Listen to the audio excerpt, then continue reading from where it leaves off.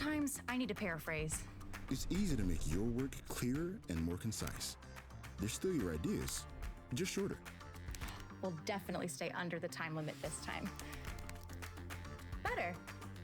Now, the biggest part of this assignment is making the pitch compelling for the judges. You can use Grammarly to make your sentences more engaging, confident, and persuasive. This is perfect. 94% of students say Grammarly helps improve their grades. Download Grammarly for free.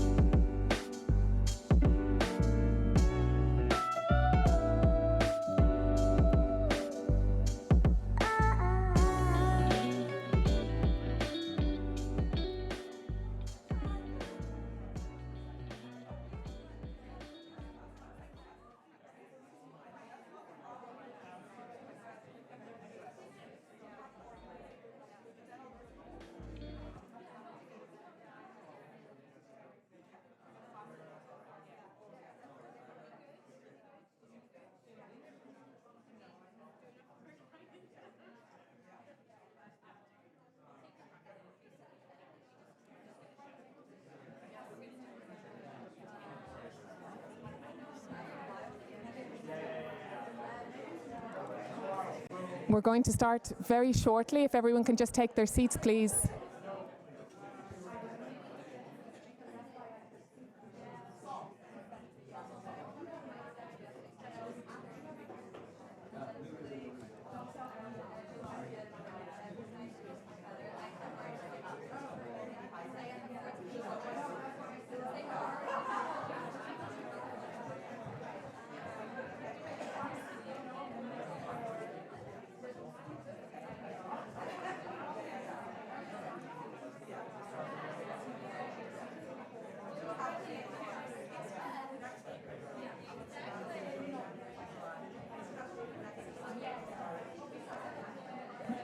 Can everyone take their seats, please? We're just going to start the final session.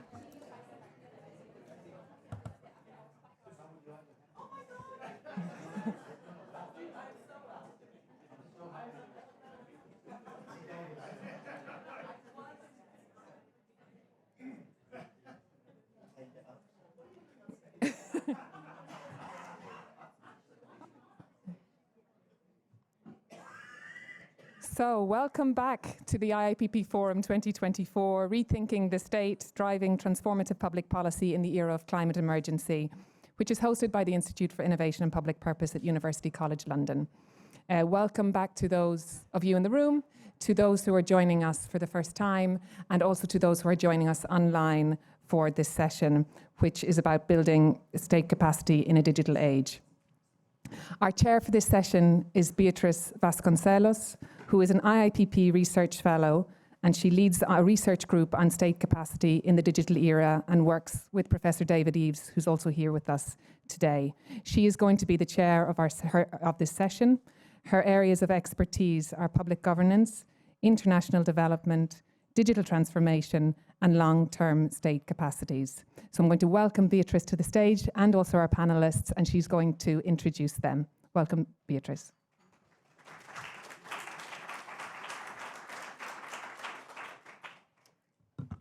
Thank you, everyone. Good afternoon. I'll have the pleasure of guiding the discussion today. I hope it's going to be light, fun, but also thought-provoking.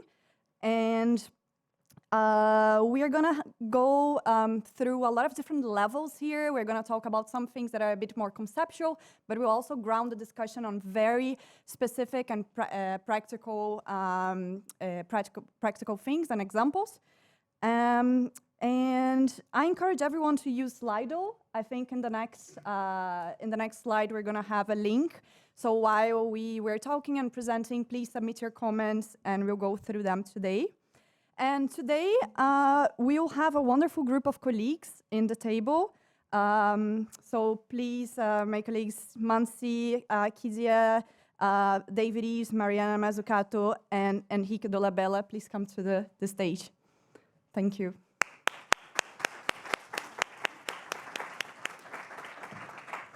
So, a brief introduction.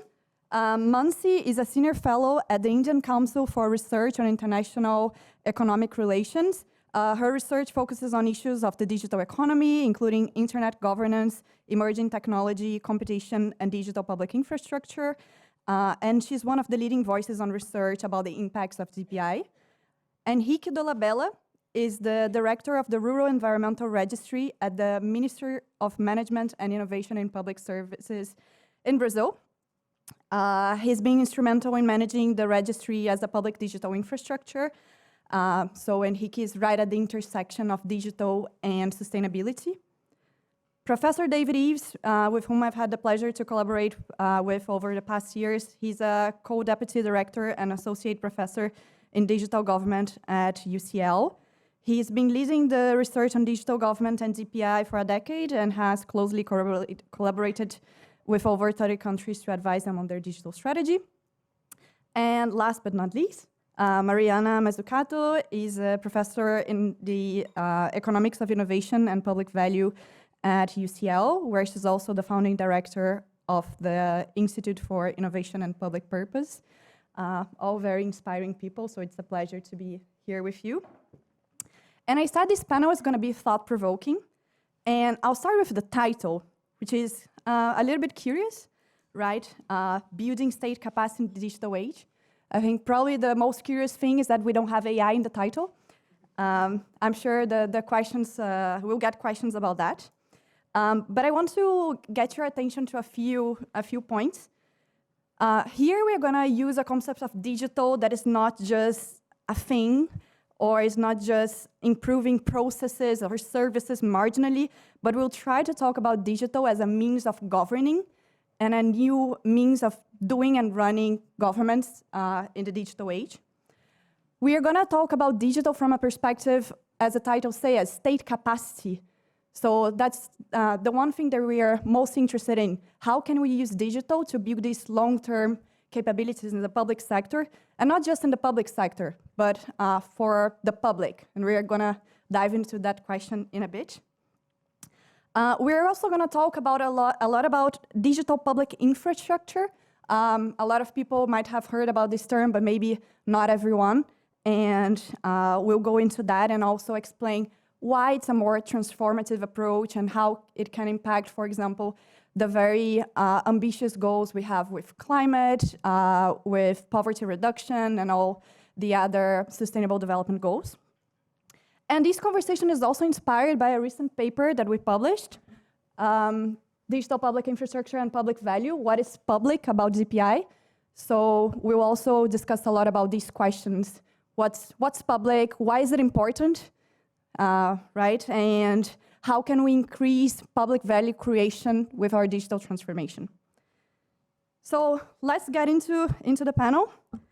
And I will start with asking David.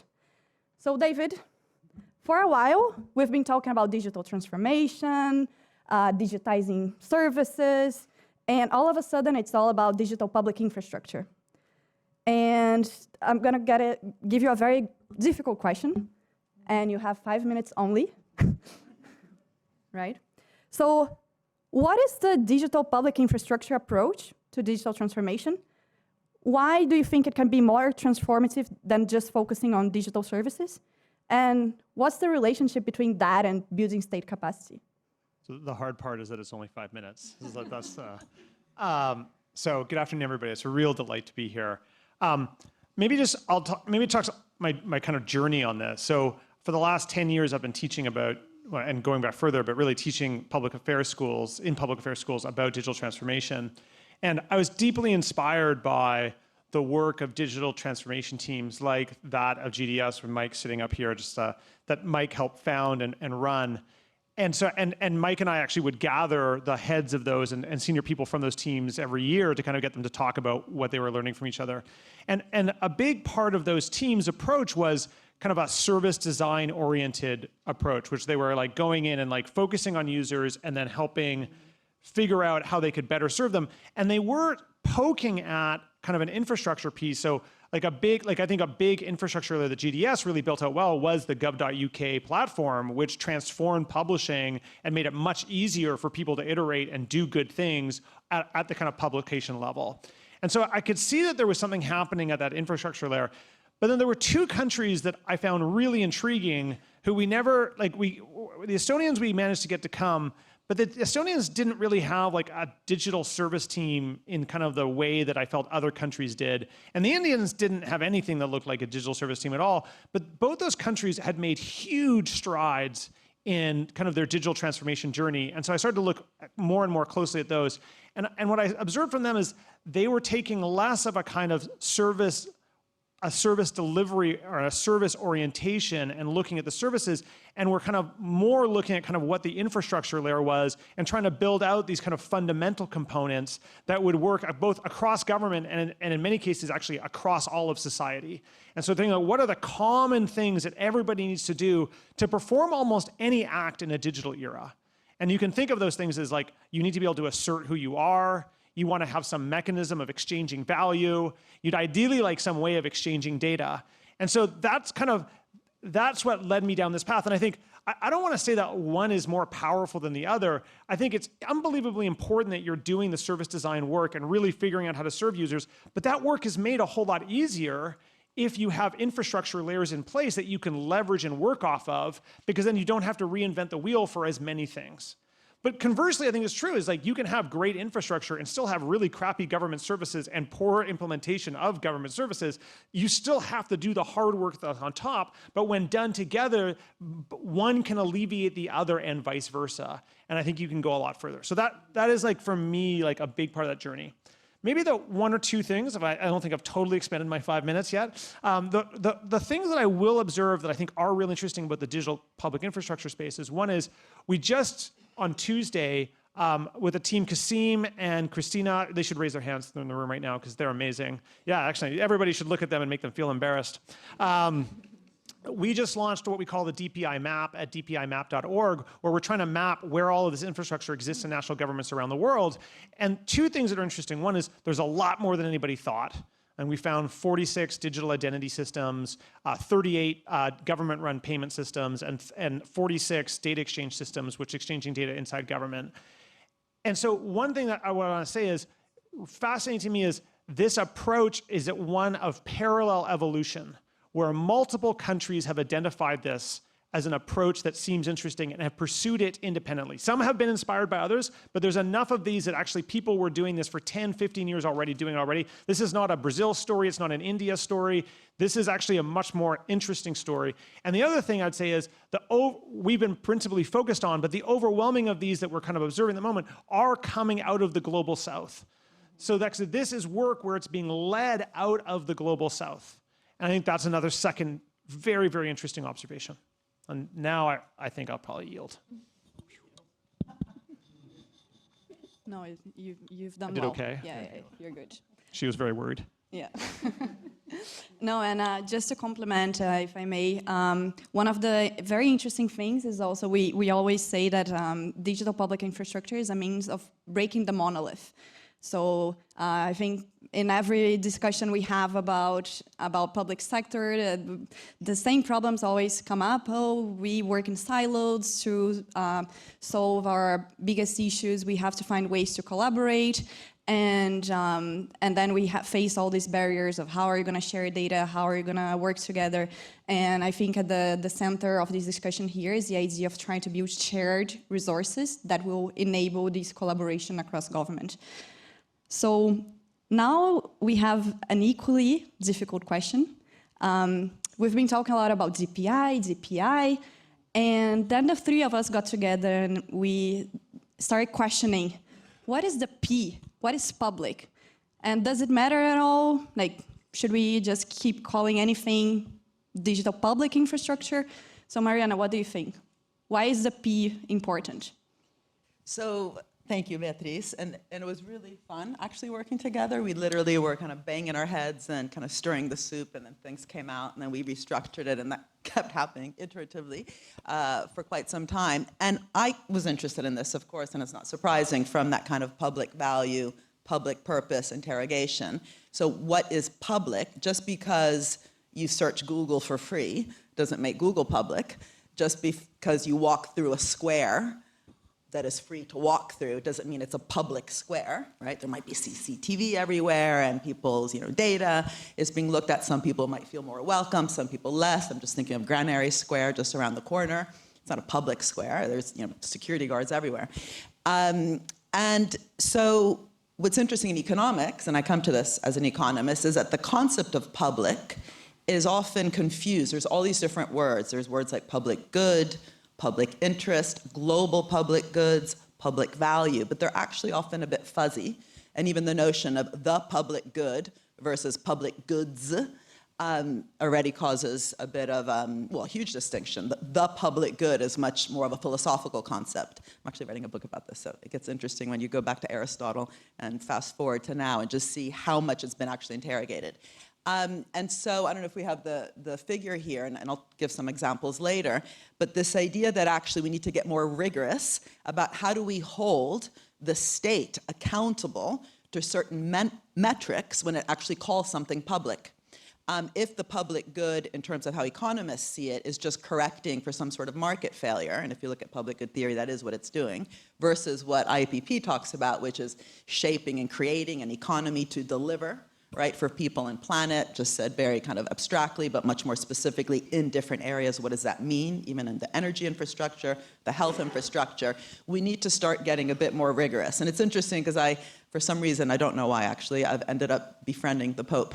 And he actually is more rigorous than most economists when he talks about the common good and the public good. He talks about things like the principle of subsidiarity. So it has to go down to the most local level and like experience, right? The experience of those who are experiencing the thing that we're talking about matters, and they should be helping to co-design. He talks about the preferential option for the poor. By the way, I'm not religious, but I just find this guy actually much more rigorous than most economists around these topics. He means every time we look at something, like a policy, look at how it affects the most vulnerable people in society. That's the preferential option for the poor concept. So in thinking about that, also how the concept of the common good is often talked about and just thrown around when we talk about things that we think are good, like renewable energy, health systems, reducing the digital divide, the digital infrastructure. We started together to think, because you guys have so much expertise in the actual infrastructure and the actual digital side, or also what Mike Bracken often says is like the machinery of government, which Mike, I remember once when we were taking that nice walk on Hampstead Heath, he said that most of the people in the Treasury don't even understand the machinery, literally the tools of government. So, what are the different kind of metrics and ways that we can hold something that we're calling public accountable to deliver for the public? And, this is also where some of my entrepreneurial state stuff comes in, because it can't just be ex post. It's not just about for the public interest and afterwards you see how it's affecting people. How you design it ex ante in that kind of pre-distributive way, right? That's an interesting concept that progressives are throwing out there, right? Not just about redistribution, but pre-distribution. Pre-distribution is about collectively creating value and taking care on the design principles, whether it's intellectual property rights, whether it's water rights, whether it's how you build algorithms, whether it's how you look at the experience that users are having when they're accessing something that's supposed to be public. The other thing that Mike said, I always quote you, and I have no idea if you actually said these things. Because normally we're also drinking when we're talking, so it's never clear whether this is something I dreamed of afterwards or if he actually said. You said, now I just forgot what you said. I'll just say something else that I think you, well, God, what was I going to say? What was I saying? Mike, what did you say that was related to what I was just saying? It was really good There was wine. some machinery. I have no idea. It'll come back to me later. But anyway, so these different issues that we were looking about, which is what is the purpose of the infrastructure? How is it created and co-created? To what extent was there even, like Jennifer Palka says, the people accessing, oh, I just remembered what you said, but I'll say Jennifer Palka. She says that the people who access welfare payments, right, through a digital infrastructure are not there helping to create it. So often the people who are creating the machinery, if they've never accessed the service that is accessed through the infrastructure, it's not going to be well designed. Collective learning and knowledge governance, so the sharing, if the whole point is communication, horizontal communication between also government departments, then how can we make sure that also that concept of sharing and the knowledge economy is at the center of the design? Access for all and reward sharing, transparency and accountability. Now, before I forget what he said, and I'll shut up now because I'm sure I'm over my 5 minutes, the first time I met you, do you remember when we first met? You probably don't remember when, do you? I'll test you later. Anyway, I walked in and he was kind of cold and then started telling me all these stories. And at one point he just pointed at the wall and there was all these arrows going out of the window, right? And he said, and what we're here for is those people, basically the people. And we have to stop talking about them as customers and clients, which is, if anyone knows, that's the kind of neoliberalization, public choice theory, new public management way to think about citizens. He said they're users. And they're users with human rights. I think I made up the human rights bit. That's the bit. I tend to quote him and then add things. But users with human rights. So we need to think how they're accessing, experiencing. Oliver Elias, an artist, talks about this all the time. The experience in the design. And that just really rung with me because the clientelization, the customerization of schools, of hospitals, and so on, if we want to counter that, it needs to be embedded in the design principles of how we create this new infrastructure. No, and this is a great way of. I just remember something that you say that I really like, which is that no infrastructure is neutral. Yeah. Because I think these it's interesting when we say infrastructure. First, it's boring. Very few people get excited about the notion of infrastructure, but it also sounds a little bit neutral and vague. And what we try to argue and also always bring to the table with these 5 principles is that it's not neutral, right? So there is direction, and we must try to set those before it's actually built. So it's a good reminder of that. I said that we're going to start very conceptually, but we're also going to bring real practice to the table. So I'm going to ask Mansi. India has been one of the leaders in CPI. Everyone is talking about India. India hosted the G20 last year, and I think also the use of this term digital public infrastructure also has a lot to do with the Indian experience.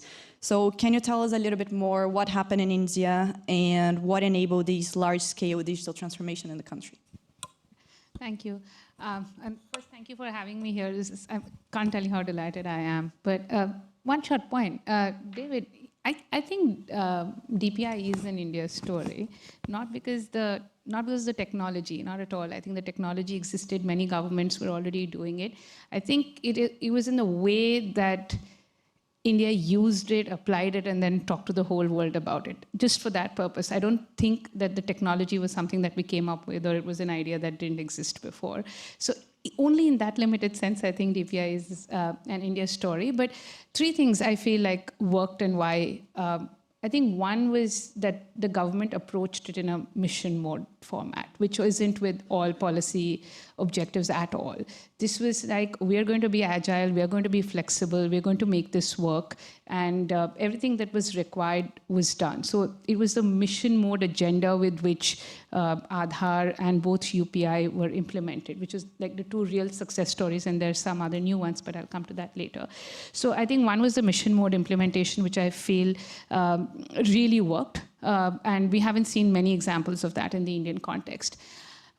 Through this mission mode approach was also bringing in the private sector. So there was technocratic leadership that was brought in. There were champions placed in different places who were able to drive this mission mode project. It's not, I wouldn't say that they were not trusting state capacity, but they were borrowing and building capacity as they went along. So I'm going to try and use a lot of vocabulary I've learned since last evening. But yes, I think it's not a lack of trust, but they were trying to place the right people for the right job and bringing private sector wherein as was necessary from an implementation point of view, as well as from the design thinking point of view. And finally, I think it was just the nimbleness in which they were problem solving. Because, India is far from being homogeneous or easy. It's a really big country with different types of people, cultural issues, social issues, economic issues. All sorts of issues. You'll find at least 5% of the population falling into that bracket. So there were like a ton of issues that they had to deal with, and they were constantly innovating for it. If there was no infrastructure in terms of connectivity, they were trying to do light versions of the technology. If there were people who were not willing to take it up, they were talking to local governments. So they did a lot of field work, constant innovation in trying to do it. So I think, one could really sum it up all into the mission mode, systemic sort of approach to do it. But I think that was one thing that really, really drove the success of DPI. But I think, and we've seen that in numbers, we've seen in the stories. I think everyone knows about there's not much to say beyond what the numbers already say. But I think starting now is the real work for DPIs, because it's now become fashionable to say that, okay, DPI worked for payments, so I'm going to make DPI work for e-commerce, I'm going to make DPI work for agriculture, I'm going to make DPI work for skilling. But I don't think that's the way we should be looking at it, because we haven't really done a proper impact assessment of why these DPIs, how these DPIs have worked. So have the key questions. When you start off, what are the key objectives of DPI? Do you want to achieve access? Do you want 100% of your population to be using those digital services? Do you want your systems to become more efficient? Is that what you're looking for through better targeting, more disintermediation? Are you looking for more innovation? So what is it that you're looking for? And have those DPIs really achieved those objectives? We don't know yet. We can see some of it, but we haven't really tested for any of these. And therefore, if I'm looking for a DPI for e-commerce, which is one other thing that India is experimenting with, great idea, but I don't know if it's going to work. Like, we don't, and whether it will work in the way they're thinking about it, which is to create an alternate Amazon. I mean, is that the objective, and will it work? Because beating big tech competition, at least it hasn't happened in the digital payments space. So is that an objective that you want to still deal with? Or is your objective going to be efficiency or creating market access? So those things have to be tested. A big part is this common good framework that Mariana just spoke about. I think the governance bit of it, because it's becoming a key feature of our social system. It's not just about how the government is working anymore. It's defining our social and economic systems. And if we do not have a strong governance framework that is defining the design principles, somewhere it'll cost us. I'm not saying it'll break down, but it'll cost us. We should be doing it better. So to me, now's the time to look at more data, to look at more evidence in terms of how to take this forward. And for whatever we've achieved, it's great. Like, we can't take it away. I'm using UPI, I'm using Aadhaar. I can't think of not having digital payments. But I worry that, about copy pasting the same thing into a variety of applications and hoping for them to work in this way. I think we need to think very deeply about where this has worked, why it has worked, and whether it can work in all different types of applications. Super, super good, Mansi. I think I really like whenever you talk, because you bring this very critical perspective, and I think we need that as well. I think DPI deployment is happening all over the world, and we should be thinking exactly what is the direction, what exactly is the value that we are trying to unlock, what is the governance. So we're going to do a G20 transition here from India to Brazil. Henrique, can you hear us? Oh, we cannot hear you? Loud and clear. Can you hear me? Yeah, we can hear you. So Brazil has also been considered a leader in this DPI approach. So can you tell us a little bit more? What has Brazil been doing, and why has it been so transformative? Yeah, okay. Well, I think firstly, I must say that we were doing DPI without calling it DPI. And I find that very curious. And that brings me to say thank you for your intellectual efforts, because they provide us policymakers with clarity, right? We can break problems down, making them technically easier to address.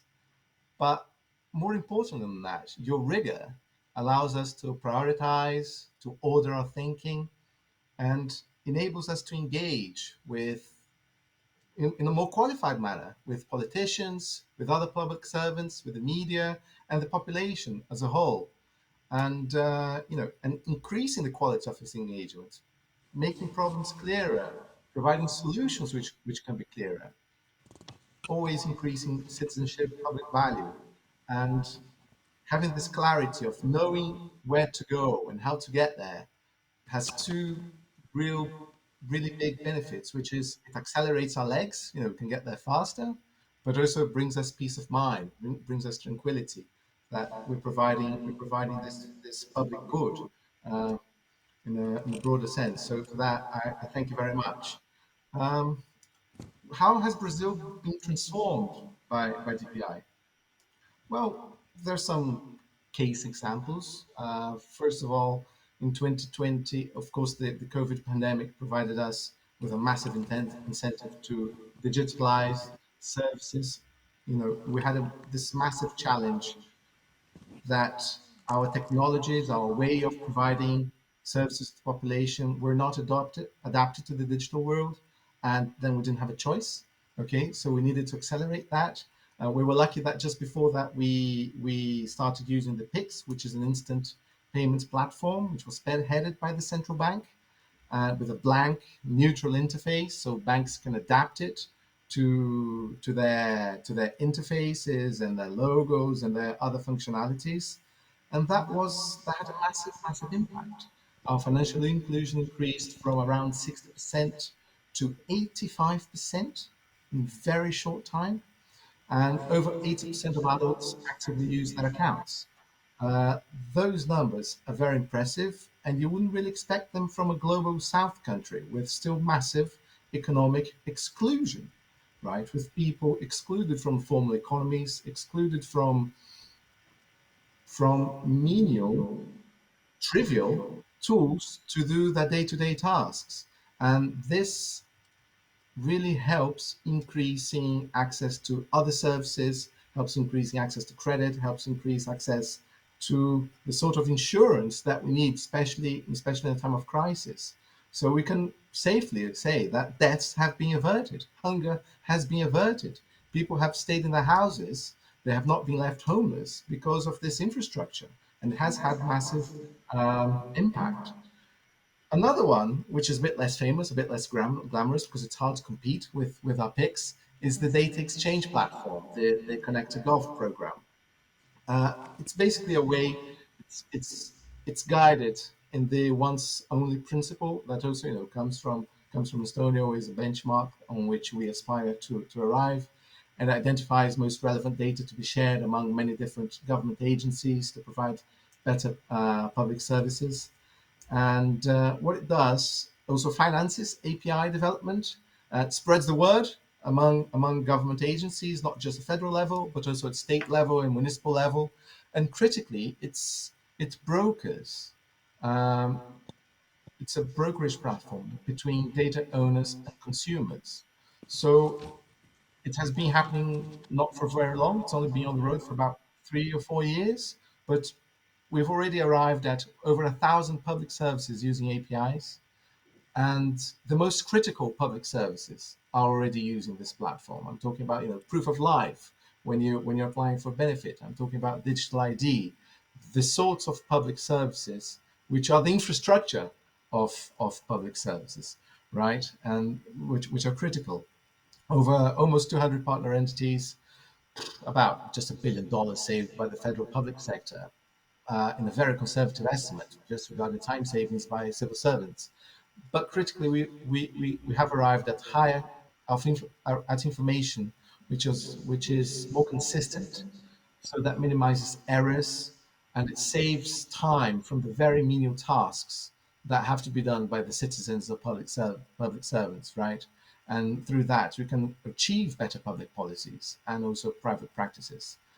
And of course, now the main challenge is to make this program, this platform, a full DPI, adherent to all the principles which you have been describing in your papers. And lastly, just for the start, we our digital ID approach has been a bit different from India's, which always is the world benchmark. We relied on a services first approach. So we first invited the people, the population, to access several public services using this online platform, also provoked by the COVID pandemic, right? And so people would register, have an online account, and from then on, we're building our digital ID platform. So at first, we managed to convince the agencies to integrate their services in this platform. So over 900 agencies adapted to it, over 4,500 services, and over 14 accredited banks. And through this strategy, we've reached some very good results. We have now over 160 million accounts. That's 80% of the country, right? Uh,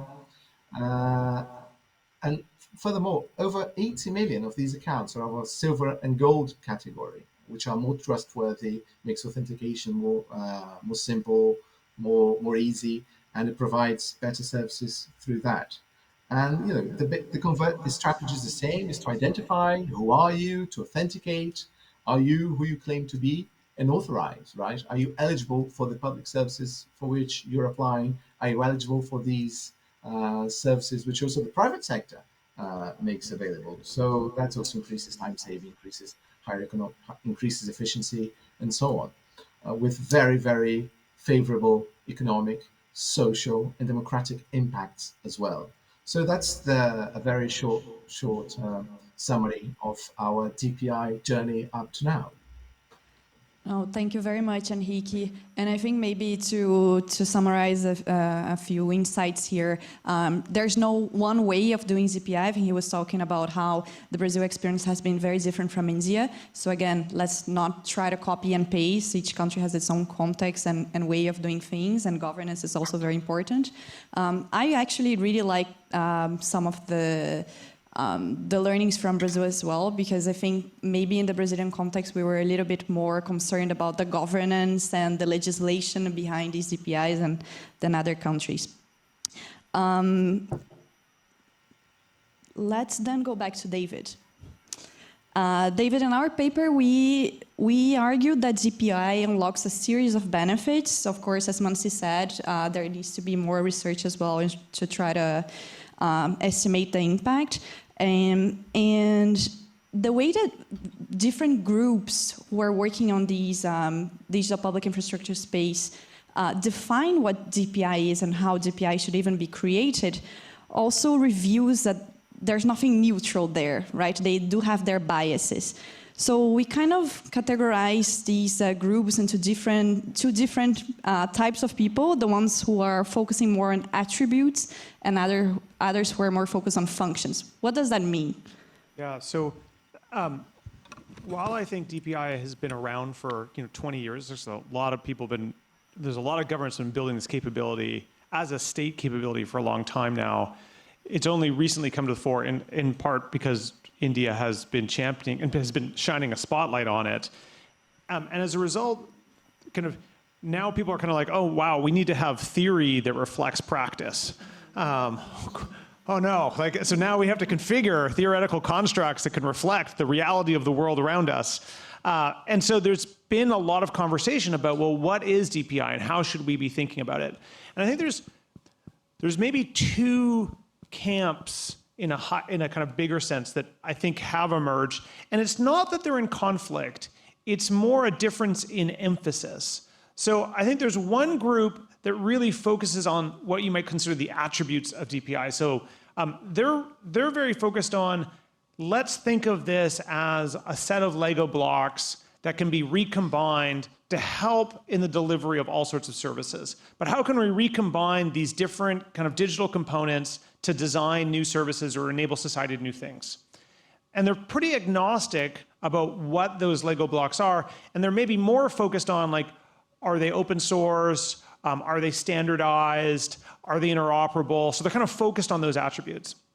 And then there's a different camp that is what we term more functionalist approach. And that camp is more like, no, let's talk about what is the state capability that we want to ensure this infrastructure is delivering.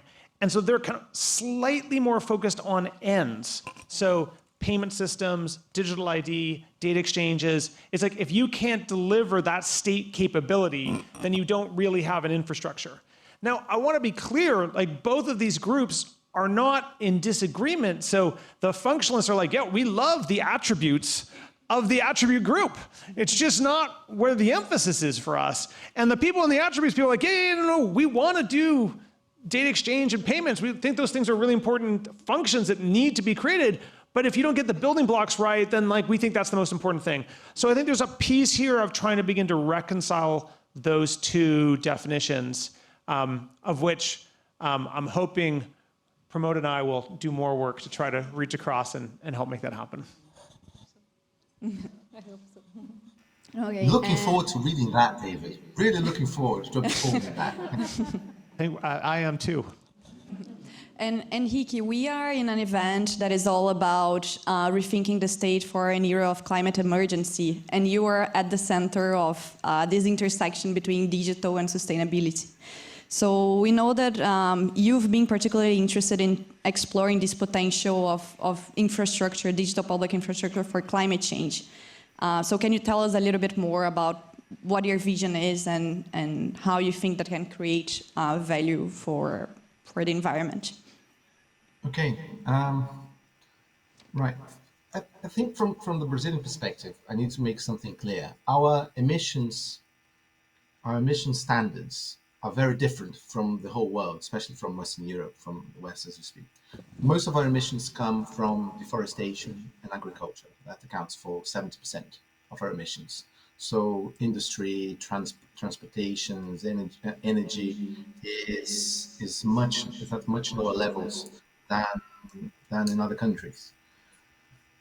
And again, because of that, Brazil developed, again, a kind of digital public infrastructure without knowing it from the 80s, from our National Space Agency, our public National Space Agency, which, based on new satellite data, cooperated with other countries to improve the quality of the satellite imagery, but then making sense of those images to actually diagnose the extent of the deforestation that was taking place in the country, especially the Amazon.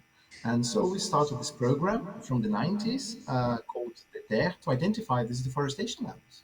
And it has been successful because it has followed very rigorous scientific principles of openness, of replicability, of being scrutinable.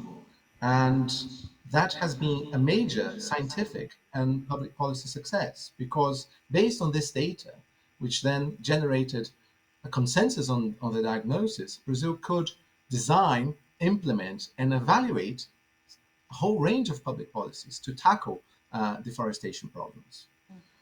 And then deforestation went down dramatically during the first two Lula governments. And that was a massive success, went down 80%, which was incredible in hindsight. And then, okay, now we have different problems. So we need to ensure that farms and rural properties comply with our environmental legislation. Brazil has quite a strict environmental legislation. We must preserve a lot of native vegetation on farms. How do you ensure that?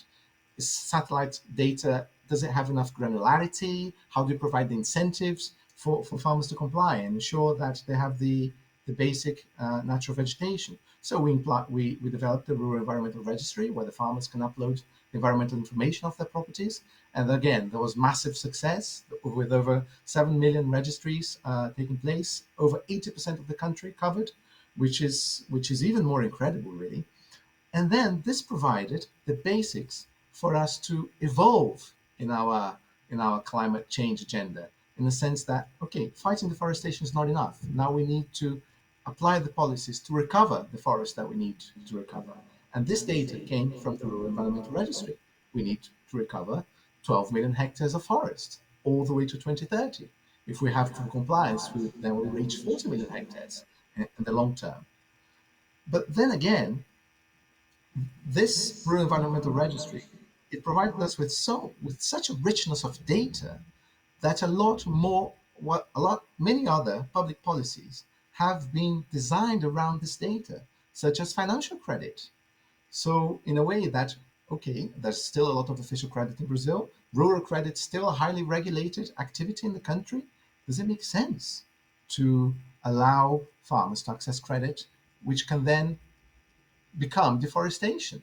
So now we are developing these credit instruments to make sure that they don't go towards deforestation, but furthermore, they reinforce a positive cycle, a virtuous cycle of better agricultural practices, of integrated agriculture and agroecological practices, increase organic farming, that sort of thing. So in a way, we are producing public good because of this information which was made available, which had a contribution of almost every single farmer in the country. And maybe just to build on that quickly, I've personally had the real privilege of been working with the Brazilians for almost a decade now, with the Gov.br team and kind of helping them think about digital transformation and trying to be helpful where I can. And so it's a huge privilege then to come to IIPP and with Mariana and the team at MGI, we are now working with them as well now to be thinking about how can we be applying kind of the thinking of infrastructure to systems like this to figure out how we can repurpose them to drive still more policy objectives. So to take systems like this data set and kind of environmentally sustainable focused infrastructure that they've been building up and use that to pursue multiple policy objectives simultaneously. And so I think that you're going to hear more from us and more from the Brazilians on this front, no spoilers yet, in the very near future.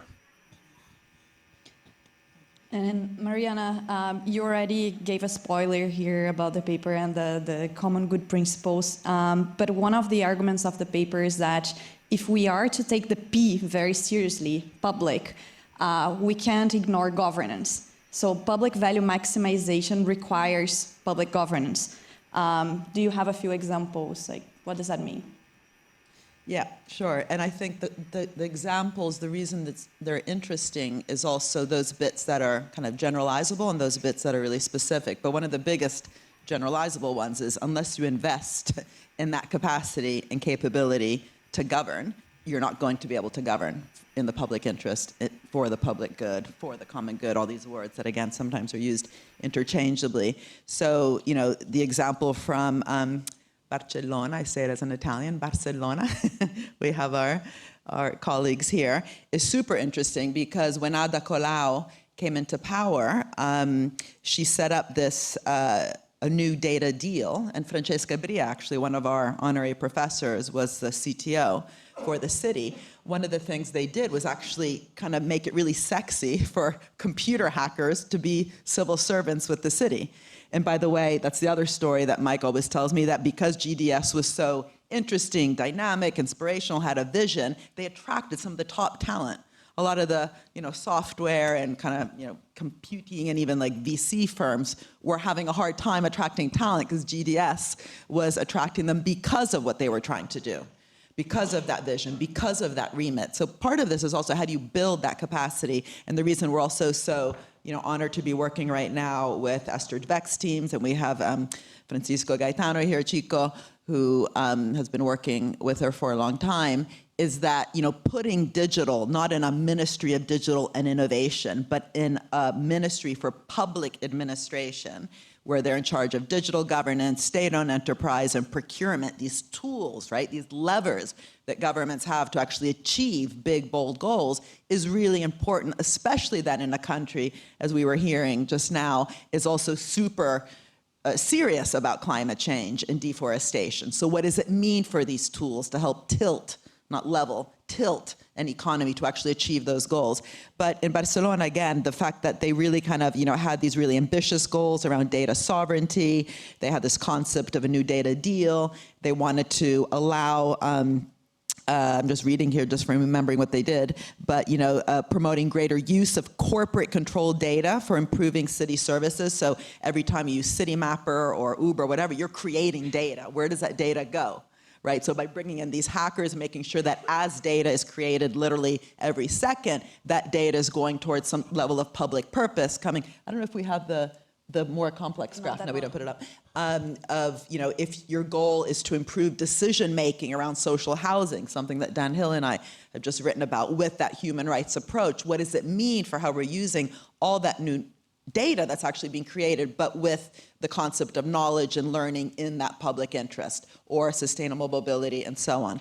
And the other example from Bangladesh that we looked at, that we talk about in the paper, is around that pillar of collective learning. So this, the Bangladesh's Aspire to Innovate, the A2I program, whose goal is to drive collaborative digital innovation for the public good. What's cool about that is also, back to capacity building, that's basically a think tank inside government, right? Not Deloitteization, as Rosie Collington and I just wrote about, called, you know, the big con, the infantilization of government. Having that capacity in-house in a kind of think tank that also moves between ministries, and whose whole point is actually to focus on technology projects that are geared towards helping the country achieve the Sustainable Development Goals, right? But underneath the Sustainable Development Goals, there's all these different targets. They're often lacking actually what we call missions. But anyway, how do you use these data platforms and the capacity around digital governance within this think tank to help the different ministries work together around those goals? We just heard about deforestation. Actually reminds me, we got to talk about water. I currently co-chair with Tharman Shanmugaratnam, the president of Singapore, and Ngazio Conjeweila, the head of the WTO, and Johan Rockstrom, this global commission on the economics of water. Water not as a sector, but as a massive problem. the global hydrological cycles at risk. There are huge interrelationships between countries that we haven't mapped out properly. So deforestation in Brazil has been shown by Johan Rockström's team in Potsdam to directly actually be related to droughts and floods in other parts of the world. There's data out there that we're not actually using to understand those interrelationships, let alone within a country.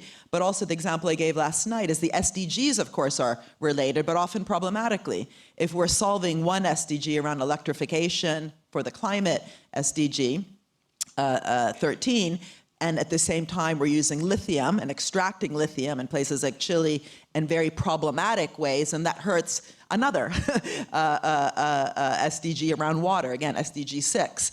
And so what is the linkage between all these goals? How can we use data and data governance and global digital platforms, building up and scaling those that we have at the local, regional, and national levels to solve these global challenges? And that's why personally I started writing about the common good. That graph I had up before comes from a common good paper around 2023, but what we've done in this paper is then applied it to DPI, and there's a great figure, whatever number it is, in the paper that I encourage you to look at, because we specifically then break down each one of those pillars into very specific questions that should be applied towards DPI. Perfect. There's one last question. I hope this is a time where you're getting to Slido and typing your comments and questions. And while you do that, I'm going to ask Mansi. Mansi, you just had an amazing report on the impacts of digital transformations in India. And you created a framework for measuring digitization for large countries, which is pretty much needed. So what are these different measurements? Why are they needed? And how can these support these idea of public value maximization? It has a backstory. I'll tell it very quickly. Is because a lot of people were coming to us as we were doing research on digital, saying that you guys always write about the good things that are happening in India, but look at the global indices and they're showing India really poorly. So what is going on?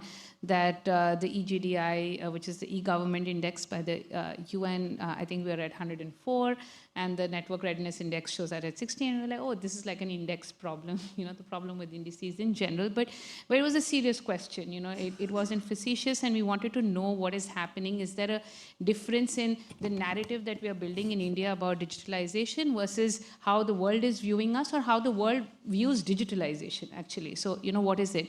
And in the process, I think we came across three things that we found were not problematic, but not catering to how digitalization was happening in developing countries, which is to say that a lot of these global indices were focusing on digitalization as was done in developed countries, building fixed line strong networks. You start with that, then you say mobile, then you say, okay, after that we adopted internet services, and then we went to innovation in digital technologies.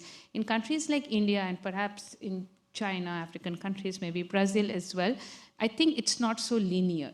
We sort of leapfrog and do all of these things simultaneously.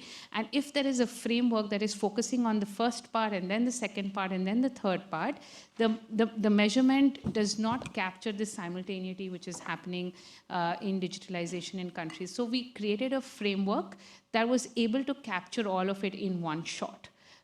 Which is what we call the CHIPS framework, and it's in the report, where you're looking at not only connectivity as a silo and then harnessing as a silo and innovation, but we're trying to look at it all together, because in the context of developing countries, it is non-linear digitalization, and you have newer types of technologies, you have different technological combinations, and you have different types of services.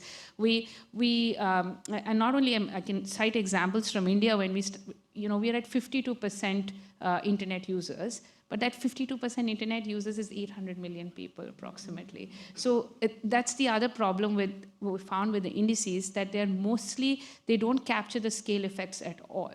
So if you don't capture the scale effects in terms of especially digital technologies, which are so network driven, you're not able to value that even with 52%, there are 800 million or 700 million people in India who are doing a variety of different digital activities, even when they're not connected on a fixed line 4G, 5G network, whatever it is. So those were certain things that we corrected for in our measurement framework. And I think the third part was what we call the double marginalization problem, that is the similar to what David was talking about, with, the attributes and the functions, so the inputs and the outputs. The likelihood that countries like India, if they're not doing well on adoption of a service, it's also true that they don't have the skills to use those services. So we don't only have an adoption problem, we have a literacy or a capability problem as well.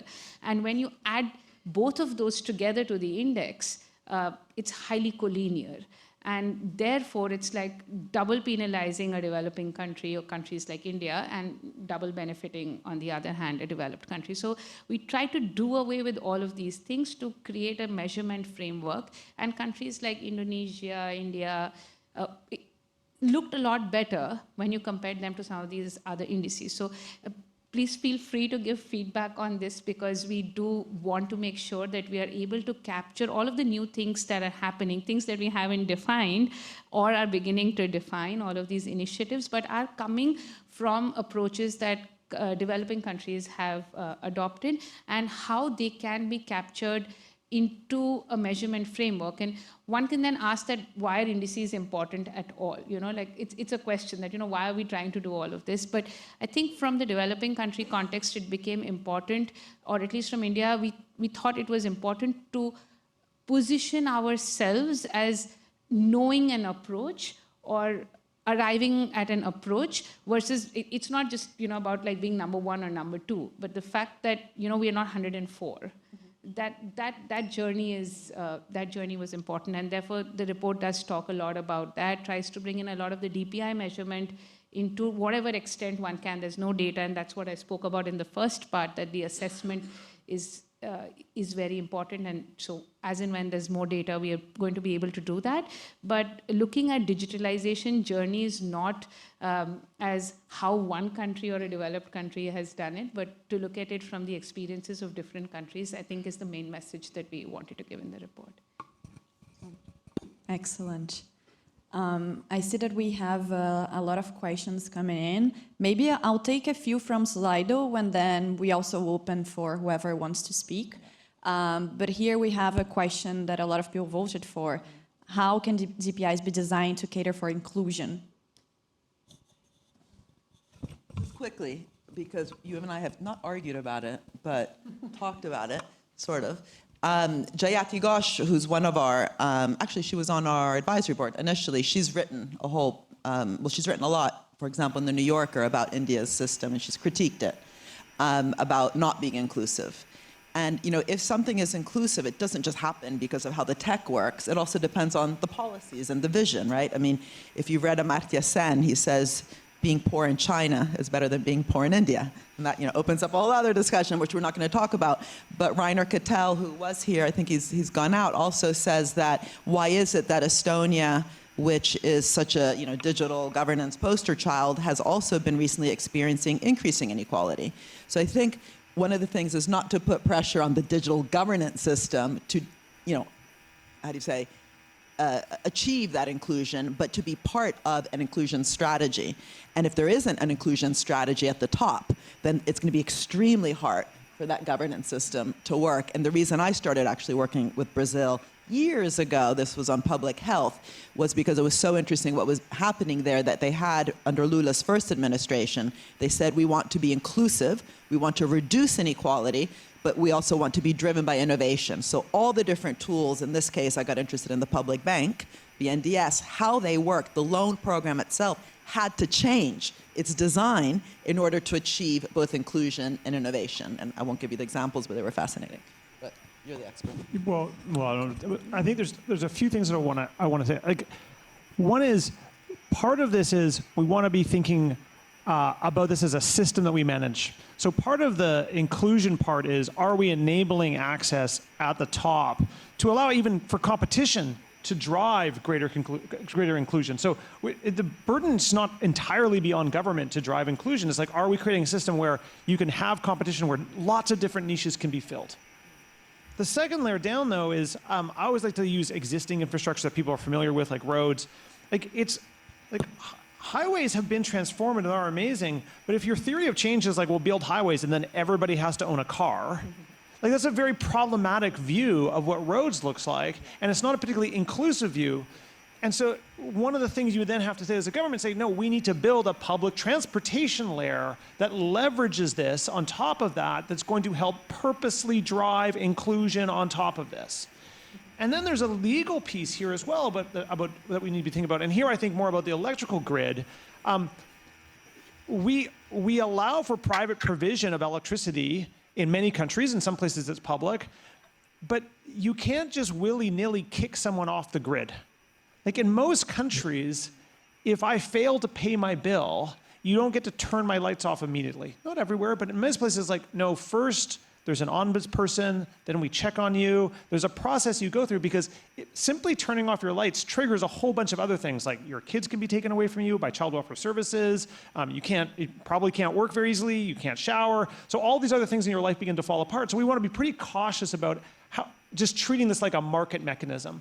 So I want to be clear. I don't think that like, oh, you build the infrastructure, even if you build it with inclusive idea in mind, this is a systems approach where you have to be thinking about this at multiple levels about how you're thinking about inclusion at multiple levels and be vigilant. And there's going to be roles for government in doing that both directly, but also indirectly in fostering markets and shaping those markets. Make a quick addition. There's an example of a DPI in India called Digit, which is like something that operates at the local government approach. And I really liked something that they had written, which said digital first, but not digital only. And that sort of alludes to the point that David was making, that they were providing an option for people who did not want their local government services to be delivered digitally for whatever purposes, lack of access, lack of awareness. There was assisted physical access. And I think, especially for developing countries like India, when you're defining the inclusion framework, very much agree with what has been said, that there needs to be an understanding of the missing analog foundations of infrastructure, literacy, and all of those other things before the definition of inclusion becomes that everyone has a mobile phone and everyone does everything. All digital services need to be made accessible. So just thought I'd highlight that. This is great. Bangladesh has a very interesting example as well. I think they're using some intermediaries at the local level to come in and assist use the digital means. So this is a really great point. Enrique, did you want to say something? Yeah, it's just to strengthen Mansi's point that the first aspect that we must take into account is DPIs must not be exclusive. So that's the first principle. We can't exclude people from implementing a DPI. And that works very well with India's approach, which is inspiring. Maybe let's take some comments or questions from the audience as well. Who wants to? Okay. Do we? Yeah. Perfect.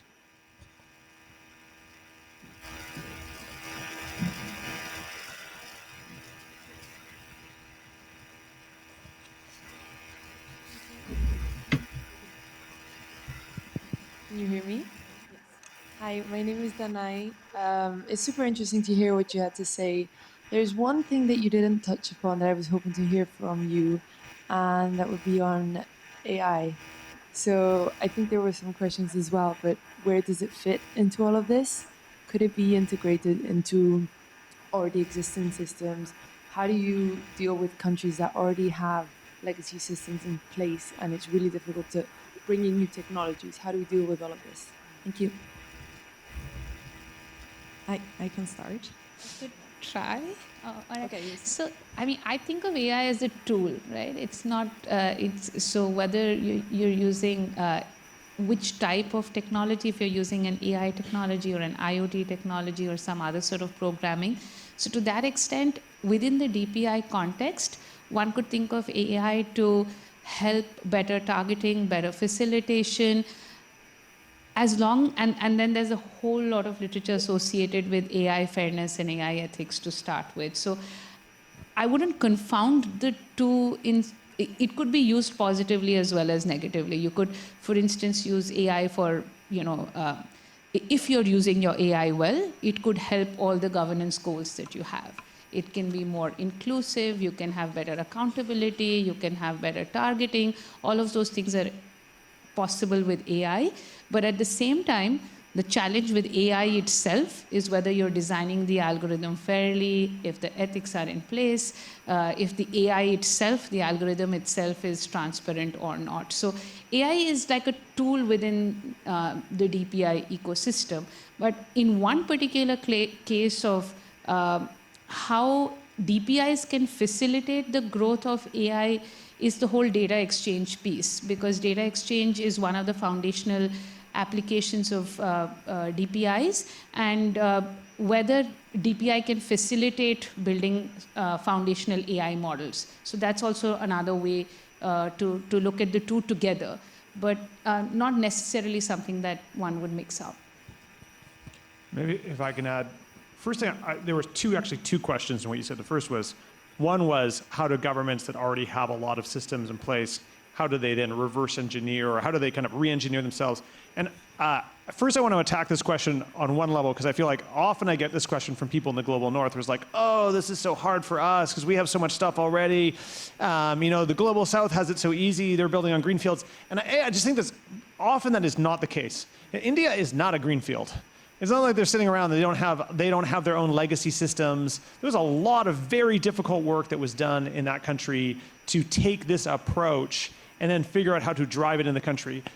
But it took political leadership, it took vision, it took technology leadership for them to do that. And so I really don't want our northern friends to sit around being like, oh, we get off the hook because life's it's so much harder for us, and that we don't have to pay attention. I find the degree to which the global north is willing to ignore the global south as an example shocking, and the levels of excuses they're willing to make for why they don't have to make that comparison to be really, is starting to really kind of wear thin on me.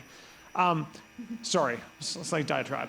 I clearly feel strongly about it. But the second piece is on the AI piece, and I think there's a lot about AI that I think it's still very early.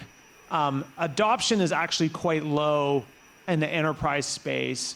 I don't want to begin to predict what the model is going to look like and then think we know now what that model is going to look like and we should start designing around it. But the two things I would say is, one is, I do think data exchange is quite interesting from a very different perspective, that if your data exchange system comes with a strong ability for you to assert control over your data, those could become privacy or consent-based ways by which you could begin to think about the regulation of AI. So it could be, these are interesting ways in which we might have new tools at our disposal if you take a DPI approach to assert some ways of consent around AI, which I think is interesting.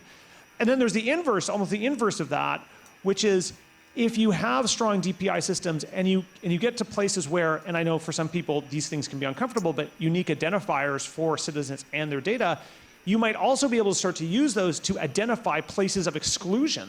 So where are AI systems starting to make decisions about at population scale, making decisions about who is eligible and who's not, and you might be able to use these to identify who's being excluded or how is the data maybe affecting decisions for certain subpopulations. It might make that a whole lot easier. So I do think this is kind of an interesting thing to be thinking about as an underlying infrastructure that could support a better future for AI. But again, this is pretty speculative, and I don't know yet, I don't think we yet know what are the kind of AI models that are going to be the ones that win out in the end. By models, I mean just business models, even. Beatriz, may I add something quickly? Yeah, please, Enrique. I think AI is fantastic for turning one set of data into one set of data which cannot be used for a certain end into another set of data that can be used for that specific end. So from a deforestation perspective, you get satellite images and you turn that into data, into reference spaces, actually, a map that says this is forest, this is pasture, this is agriculture, and so on. That's fantastic. But one thing that we must allow for is for error correction mechanisms. AI gets stuff wrong, and we need to have very clear and very simple to activate error correction tools so we don't depend only on the AI's analysis. So that's critical, and I think they have a really important role in speeding up workflows, speeding up processes. So that's the main one really about AI. Okay. No, I was gonna actually give a comment, which is, I think this whole AI thing, we are very excited about it because of the potentials, but I also think that there's a lot of noise there, and potentially because I mean, the US, China, some European countries, they're taking the lead in AI development, and I think they're very, rightfully concerned about who's gonna take the lead in development. But then there's another question about adoption. And I think probably a lot of the countries in the global south, they're not going to be running the right fight is not to run for the AI development, in my opinion, but actually to try to understand first how you're going to build the foundations that are going to help you leverage the benefits or of AI, or to harness the negative effects, but also how you're going to be more sovereign in the digital world. And I think this whole agenda of digital public infrastructure is also about sovereignty.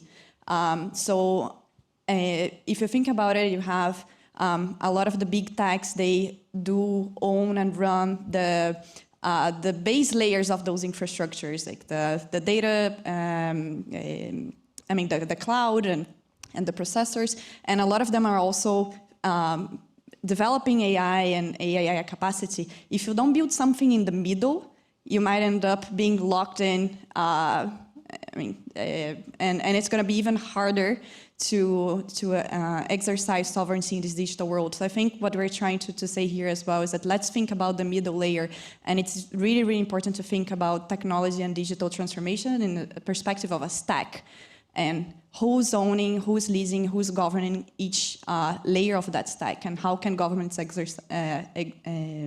play a more important and market-shaping role in that model. So maybe one last question. Can I just add? Yeah. Just because we have a whole project in IPP called Algorithmic Rents, which you're free to go look at, where we have a lot of papers and cite other people's papers around some of these questions. But it does go back to that first point about technology is not neutral. It has all sorts of biases and values. Just read Surveillance Capitalism by Shoshana Zuboff. You think you're searching Google for free, Google searching you for free. That's been designed that way. So there's, put into ChatGPT, and I don't want to bring politics into this, it's just a fact, whether Palestinians have the right to sovereignty and whether Israelis do, you get a very different answer, right? So where are these answers coming from? Where is this data coming from?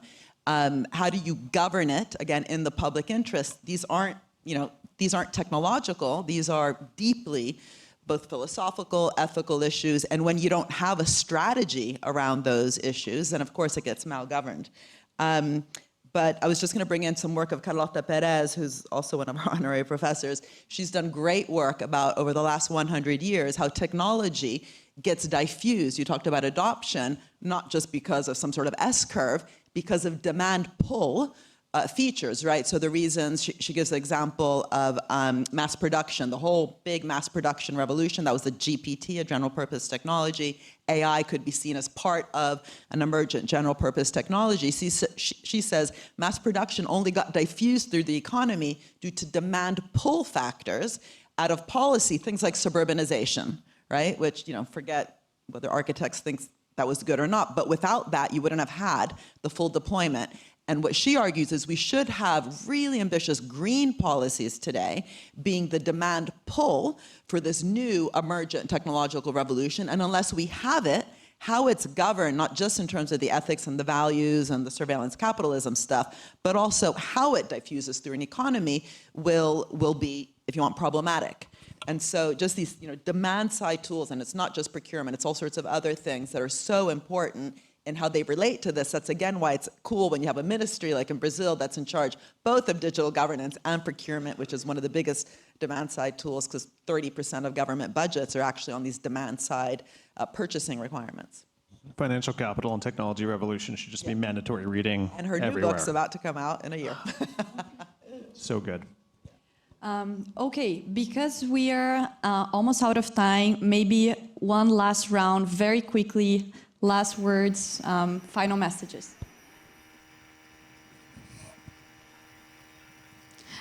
I think from the digital public infrastructure point of view, there's a great model that we see. There's potentiality in bringing state capacity and private sector together.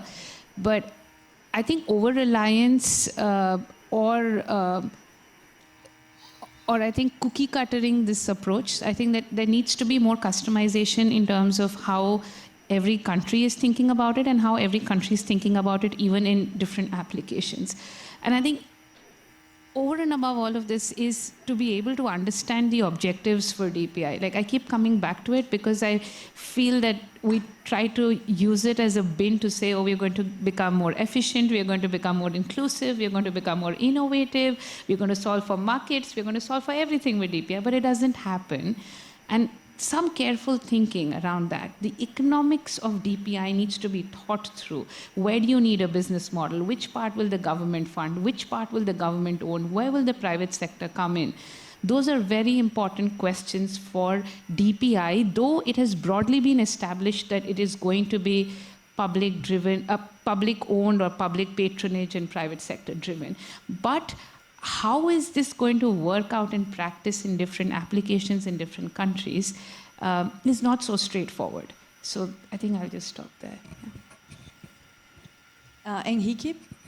Thanks, Beatriz. I think, and this is what Brazil is bringing to the G20 table as well, we need a lot of collaboration between countries to share some principles. We need shared principles. This is a global governance problem. It's dangerous if countries greatly diverge in their strategies, especially in their principles.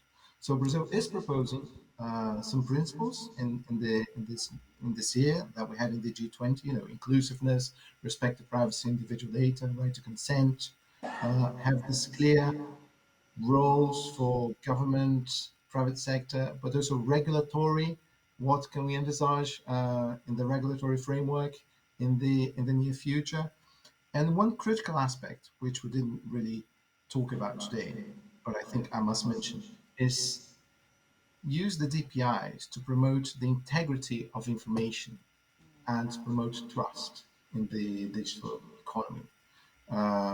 We're all aware of what's going on in the minutes, and we have to regard information integrity as a public good, and we must use DPIs to promote that as well. David? So you know that you've struck a nerve on something when everybody starts pinning their hopes to you and says, oh, you're going to solve this problem, this problem, this problem, this problem. And I do think there is real risks at the current moment that kind of like both DPIs, it is more prevalent than we realized. It's it's less well defined than we'd like. And so there's a risk that it becomes a solution for all people, for all things. And that kind of conversation evolves in ways that I think become problematic. And investments are made that are poor. People try to apply ideas from one country to another way and that don't make sense. So I think there are real risks ahead of us, but also tremendous amounts of opportunity. I do agree that we want to think about kind of like what does that kind of harmonization around kind of principles and best practices. And at the same time, but we still need to be kind of sensitive to the fact that part of this project, in my mind, is about countries being able to assert some control over like the core parts, the core systems they need to run a modern day society. And that there will be differences that we need to kind of respect. I get quite disturbed when it's probably deeply unpopular, but I hear Europeans all the time saying DPI is great, but it has to have European values embedded into it. And I'm like, do you have any idea how you sound? Like this notion that like some other country on a different continent must imbue your values into their systems for how they're going to run their society. I'm like, this does not make sense. Now, if you want to say you think it should have democratic values imbued into it, I'm like, that's a very interesting statement, and I think I probably agree, and let's have a conversation about that. But European values, like that's a very interesting choice of words. So I think we have to recognize that there's going to be differences and views around how countries are going to want to manifest this. And I think what we need to be looking for is not that there's going to be a single rule or a single principle, but what are the patterns that we create that begin to reveal what is acceptable behavior at national government scale and what's not acceptable behavior at national government scale. And because we're in an anarchical system, there's no law that you're going to be able to hold countries accountable for, but we shouldn't underestimate the power of these strong norms. And that's what I'm hoping that we can start to move for. And I do know that there's like very interesting work happening, being led by UNDP on the DPI safeguards front that I think is trying to begin to shed light on that. And so I'm hoping that we'll see more come out of that in the very near future. Mariana? Yeah, I just wrote down 4 words. The first, it's really just repeating what we've said, but it's a good way to conclude. Capacity. And it's so interesting, again, the capacity that was in the iPlayer team that then kind of spilled over in the GDS team. If we don't invest in that capacity, that learning, that sharing, that ability to govern is impossible. And for IPP, we talk a lot about that. We have an applied learning program that I think Bridget's going to say something about that. Then the principles. What are the principles that will hold the system to account? And Enrique was talking about inclusion. That is the point of this work that we did together. What are the kind of 5 different principles around the common good, building, by the way, on the human rights principles? We should remember they exist. There's a Declaration of Human Rights that countries have signed up to. We recently wrote a paper, actually, what would it mean to bring human rights principles to the mission-oriented approach around, say, public housing. I see Isadora back there who's been leading our city-level work. Third word, partnership. I mean, right? Like, I'm sure you guys have had boyfriends, girlfriends, and also, partnerships aren't always good, right? You probably, whatever, dump someone, I don't know. So just because you're with someone and partnering and there's an ecosystem, it's not necessarily good. So this issue you just brought up about publicly owned but privately, I don't know, innovated or something, I don't know. Like, we need much more specific words that biologists have around ecosystems. I always, say biologists will stop you when you say ecosystem or partnership. They'll say, is it parasitic? Is it mutualistic? Is it symbiotic? Is it predator-prey? There's predator-prey models, the Goodwin models. Goodwin was an economist who took the models from biology to look at the profit-wage relationship. We should get our hands much more dirty in order to build the kind of mutualistic partnerships that we need. And again, that's something we can do in version 2 of the paper. And the last one, debate. Because to be honest, I don't know enough about India, but the people I really respect in India are saying very different things, right? Nandan Nilekani, amazing guy, innovator in this space from Infosys and then Adar, and another great friend, Jayati Ghosh. And they see completely differently whether Adar is exclusive or inclusive. And so it's a debate, right? And we shouldn't smash the debate, and we shouldn't, again, take sides, but we should embrace that difference, especially because these are people that are actually in the IPP public purpose space. So it's not about left versus right, but it's very contested. And so I didn't hear enough about that. I heard both Enrique and you and sort of you embracing the Indian digital ID system, but some have argued it's actually excluded. So there's not necessarily one answer, but we should embrace that debate and make sure that we kind of own the debate, not in the sense that it's only with us, but that we don't shy away from it. So thank you very much. I hope that this has been inspiring and you also learned something new. I also hope that for those of you who are not very familiar with this whole debate about digital public infrastructure, understood that digital, again, is not just about digitizing services and bringing whatever we're doing on paper online. We are now building the guardrails of our digital society, and it's a moment in which we are funding, we are investing, we are creating all these infrastructures. So I hope that all of you and the ones online as well get engaged and interested in this discussion, because even though this term infrastructure might sound a little bit boring, a little bit neutral, again, it's nothing neutral, and we're, again, using the guardrails and the highways of our future society. So thank you very much for being here, and yeah, thank you. Thank you. Thank you, Beatriz.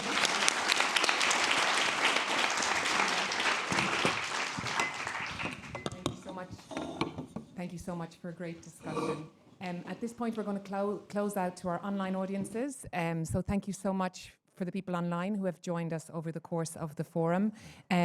We hope you have found it beneficial, and we will also be sharing recordings on our YouTube site and on the IIPP site very, very shortly so that others can engage with the content. So we're going to quickly move to the last session of the day, and this idea of theory and meeting practice is critical at IIPP, and you heard yesterday from Bridget Gildea, who is the Applied Learning Development Lead at IIPP, and she's going to wrap up what we've been learning together, and she's going to ask you to get involved. So I'm going to hand over to Bridget now. Thanks so much. So everyone who isn't leaving, the first thing that we're going to do is I'm going to ask, can you hear me? Yeah. I'm going to ask everyone who's sitting in the back to come down into the front, please. So if you could come and sit down here. There's a real purpose of this. I'm not just being annoying, I promise. So if everyone can come down and sit amongst everybody here, basically kind of half the stage. So if you're kind of 1, 2, 3, 4, 5 rows back, you're okay. But everybody after 5 rows back, come on down. I feel like it's Price is Right, right? That's quite fun. Okay. So while we're doing that, okay, we'll do 2 things at once. This is fun. We good? Fabulous. We're going to do some co-creation, right? So this is moving from absorbing into creating with us. So yes. So if you're not leaving, please come down. Fabulous. Okay. So what is applied learning? One of the things that we talked a little bit about yesterday is this applied learning portfolio that we have here at IIPP. And basically, this is the DNA of what we do. We design applied learning programs. I can see people in the back. Please do come down, right? So if you're sitting more than 5 rows back, please come and sit in the front. That means everybody there. If you count up from the front, 1, 2, 3, 4, 5, then come back. This is what's difficult about co-creation, isn't it? Like herding cats. Anyway, so applied learning, this is what we do here, and we work with practitioners around the world. We heard from some of them yesterday, Busani and also Chico, who's still here, which is fantastic. Basically, this is the point of it. This is why we do applied learning. The theory into practice, which is the absolute crux of what we do here at IIPP, we very much see our practitioner learning programs as inherently incredibly important in that context. So these are all of the things that we do. And one of the things that we're going to focus on in the closeout of this session, and this is why we're doing co-creation at the end, because you might be feeling a little bit tired, but we're going to jar you out of that. So before I kind of go into it, what we're thinking about is where do we go from here, right? So we've heard some absolutely fantastic work and ideas that IIPP works on, but this is really a kind of collective effort, right? And that's one of the reasons that we convene, is to bring us all together. So just super quickly, who was here yesterday? I won't shame you, I just want to know. Fabulous, good, okay, because this really matters in the context of what we're going to do now. Fantastic. And who has learned something really surprising in this time? Yeah, it takes longer, doesn't it? Was I surprised? I don't know. I mean, it depends on if you're a student, but anyway, we'll come back to it. So essentially, what we're going to do is we're going to have 6 quadrants. And so of this here, so basically kind of 3 rows back, versus to the end there. And these are the sessions, these are the kind of 6 core sessions that we had over the last day, right? So hopefully they kind of joggle some memories. And what we want to do is get 3 words that come to mind about these sessions, right? So we're going to break you up into quadrants. We want you to talk to each other. I'm going to give you about I was going to give you 7 minutes, but I'm going to give you 5 minutes now. So this will be the first one. So we've got public sector capabilities. So Reiner's session from yesterday, Chico on down, right? Then we've got Josh Ryan Collins financing the ecological transition, is that cohort there, right? Then in the front here, where Mariana's captain, are you allowed to talk? I don't know, maybe not, okay. Designing transformation, so, oh no, sorry, that was your one, I can't count. New economic thinking, right? So maybe don't talk then. You can give feedback. And then second cohort here, designing transformation, so that's Dan Hill's and Rowan's thing from this morning. Then here we've got maybe a little bit further, because you guys, I don't know, like we'll go a bit further up to Rainer maybe. We've got public sector capabilities for net zero, so Jacopo's and the team. And then building state capacity in digital is just behind you, right? So behind Rainer, that's the one that we just heard about. So what I want you to do is break up into groups, come up with 3 words, identify someone who's going to be giving the feedback first, okay? So we don't do a whole finger pointy thing that always happens in these situations. And then I want to know 3 words that spring to mind from the session that I've identified. Any comments, questions? And if you have any questions, if this is unclear in any way, just raise your hand and I'll come and talk to you. Okay? Yeah? Fabulous.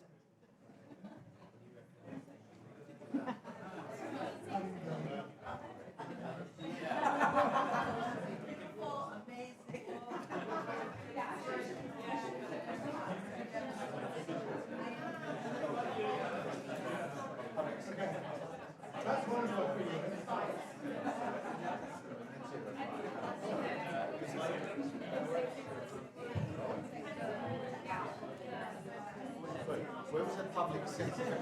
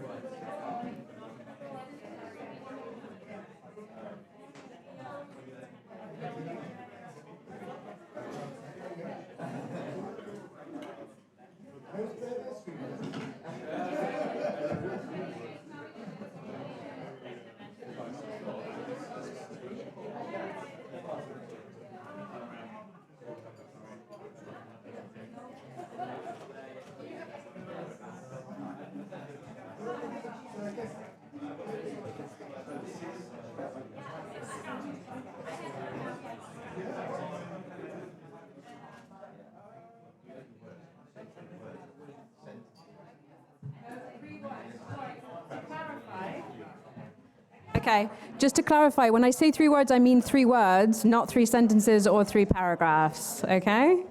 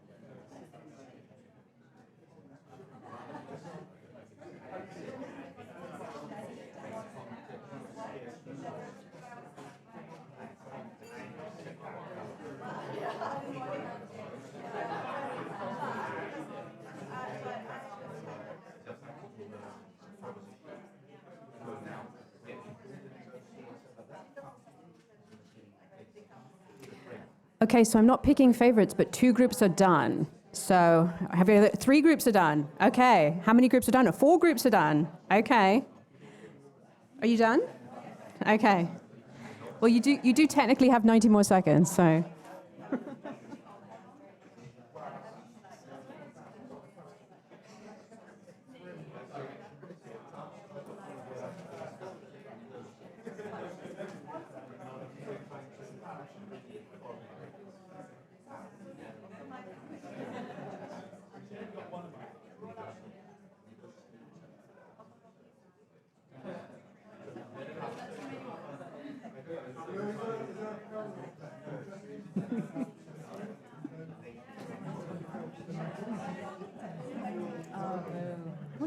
change it. It's like, yeah. It's really lovely. Yeah, like everybody else. Oh, that's a shame. Yeah. Well, I don't like it because it makes it much harder to present when you've got like lights in your eyes. I'd much rather be able to see everyone. So it's very old school.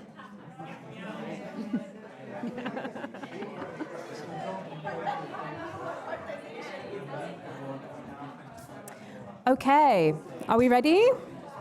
Hands up if you're done. Who's done? Okay, fantastic. Oh, look at this. Teacher's pet. I love it. All right. So we're going to, groups 1 and 6, or 1 and 5, we're going to start rounding up here. Group who's ignoring me over to the left, we're going to start rounding up now. Okay, so who wants to go first? Because we're going to do sharing back. So you have to decide your what are they? Words, that one, really quickly now. Who wants to go first to the people who have, yes, you guys want to go? Okay, go for it, Joao. Project. Yeah, we were discussing the public sector capacities for net zero emissions, and our 4 words were... We're already starting to negotiate. Yeah, I like it. Applications, pragmatism, systems, and autonomy. Fantastic. Okay. So I am going to scribe this because this is going to be, where are you? DPI? Are you DPI? No, what were you talking about? Capacities. PhD phalanx. Say it again? Application. Yep.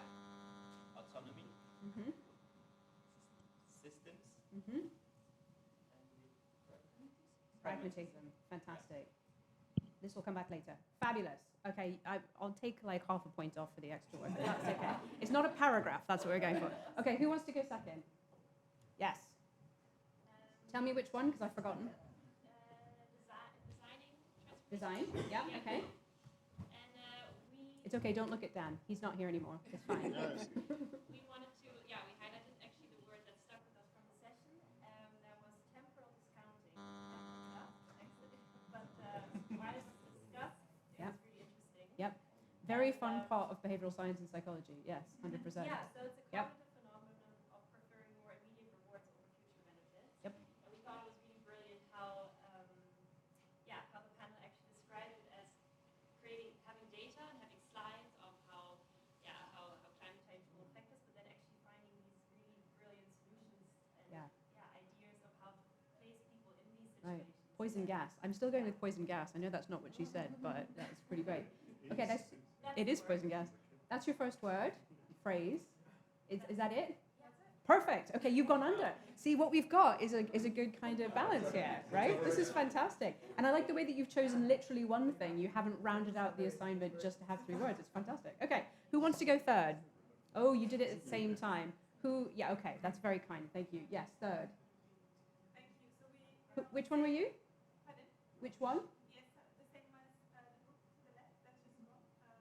Oh, right. Oh, you've atomized. Fantastic. Okay, yes, carry on. So we picked imagination, bridging, and experiential, and we nearly took poisonous gas. And you nearly took what, sorry? Poisonous gas. Poisonous gas. I'm going to put that in. Poisonous gas. Poisoning gas? No, poisonous gas. Fabulous. That's what's known as salience, right? Something that really stuck with us. Fantastic. Okay, who wants to go? You wants to go? Yes, go. Yeah. Who are you? Sorry? Session 6. Sorry? Session 6, DPI. Session 6, DPI. Yep, okay, great. We had the easiest task. Because we literally just did it. So we had inclusion. Okay. Then infrastructure lens. Mm-hmm. And is that one word? Yes, okay. Mm-hmm.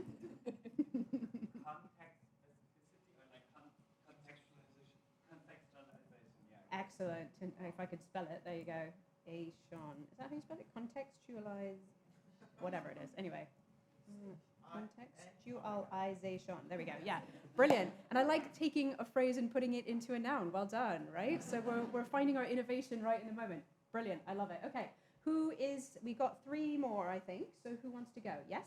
We're doing Mariana's from last Mariana's, yeah. Mariana actually offered the word women. Like it? Yes. Which we did include. Wait, were you there? No.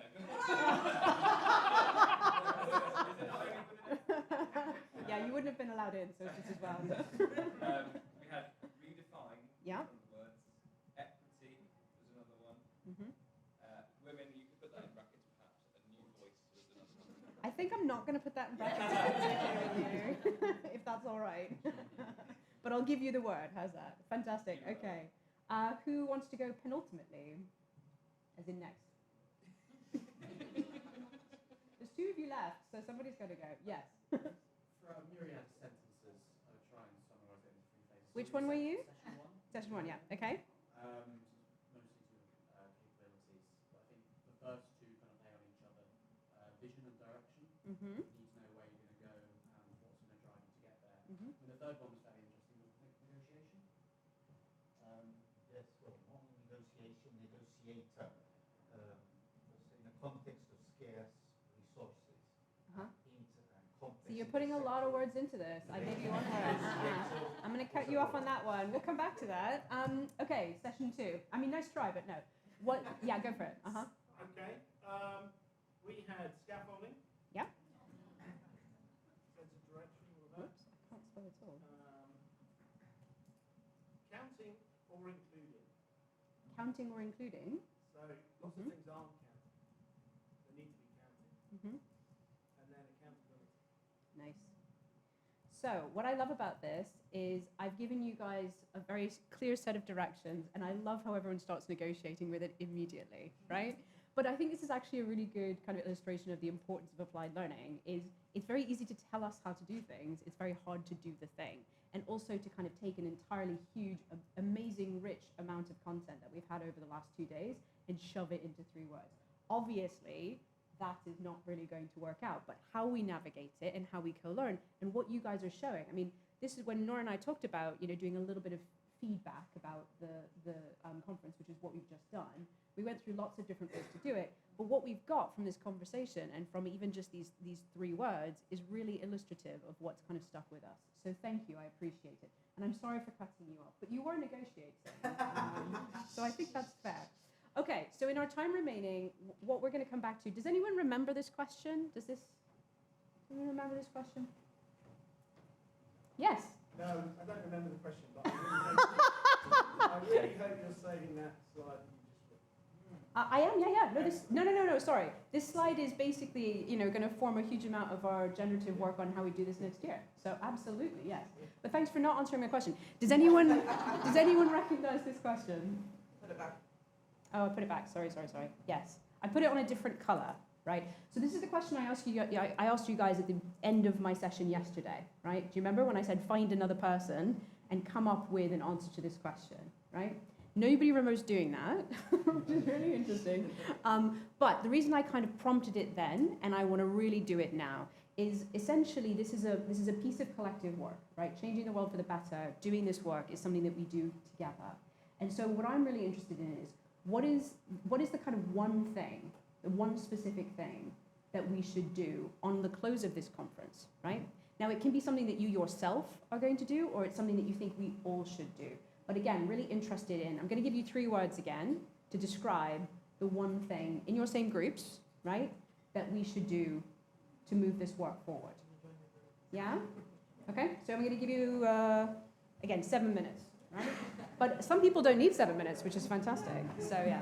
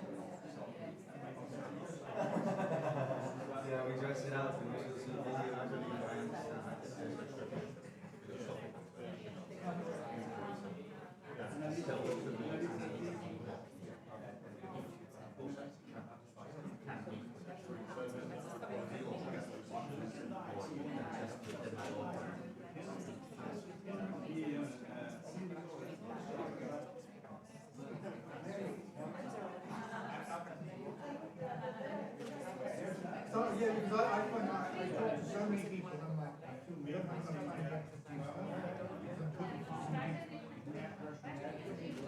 Maybe I'll have to take time out. I always have that more time to get stuff done.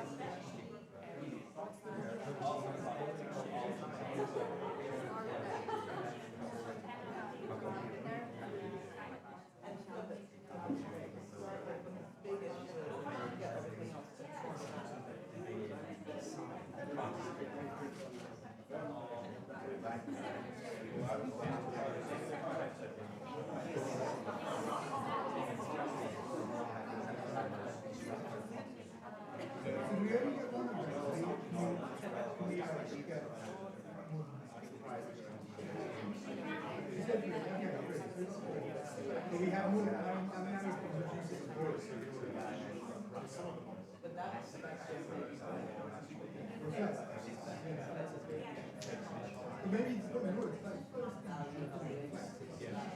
right? And then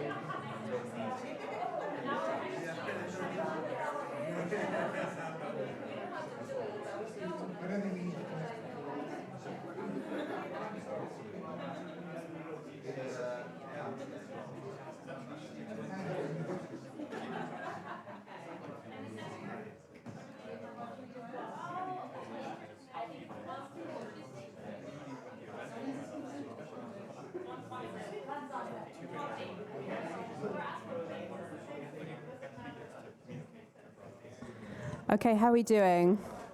Who's done? Hands for who's done? Even if you already told me. Yeah? Okay. So I think we might start, and just super quick, this quadrant. I like it how the closest quadrants are the malingerers. Is there something about proximity? There's my thing going. Something about proximity close to me, and then we're not actually finished. I don't know. Anyway, okay. So the question, what's the one thing we should do? Who wants to go first? I give you an easy ride when you go first. So, hey, there we go.